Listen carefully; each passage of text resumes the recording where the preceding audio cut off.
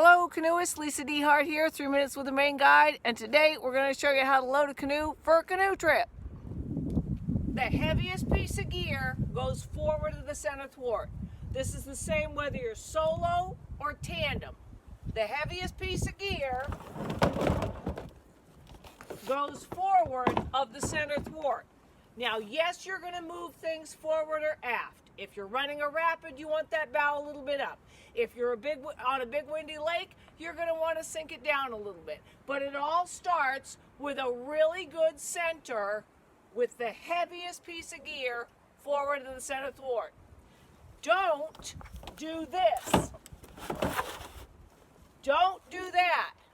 If you wrap this boat and it's filling with water and that bottom's collapsing, you will blow out that thwart and then you got a problem. As a guide, my tie-in system works from the portage yoke because if a boat wraps, even in the froth and churning mess of a rapid where you can't see anything, you can always find the portage yoke. And then from the portage yoke, each individual piece of gear is tied all the way to the bow. I do that because that's how I was taught, but also I don't lace it in because when you lace it in, worst case scenario, you have to get all the gear before the boat breaks apart or before you can rescue it.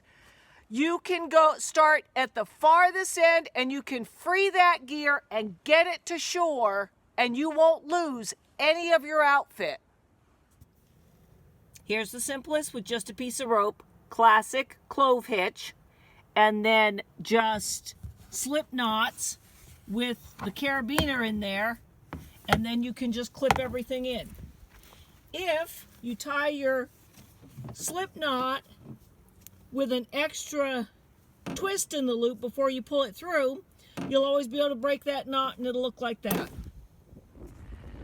Okay, let's say you don't know or you don't want to do knots. There's another way.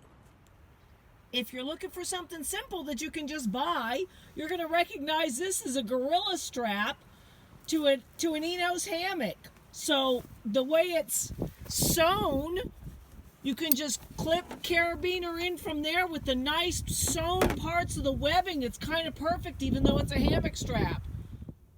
I'll show you this real quick. I always like to secure a line to the portage yoke. And then these are just little nylon, but I tied a prusik so they move. So as you secure like all the little bits and bobs, you can move it. And then like a prusik, it, once it's got weight on it, it won't move. And you can put as many of these on there as you want, and that way you won't lose anything. So remember, there is no shame in dumping a canoe. You got bested by a river that's been flowing since the beginning of time. Losing your whole outfit because you didn't tie anything in, there's a little bit of shame in that. I'm Lisa DeHart. You just spent 3 minutes with the Maine Guide.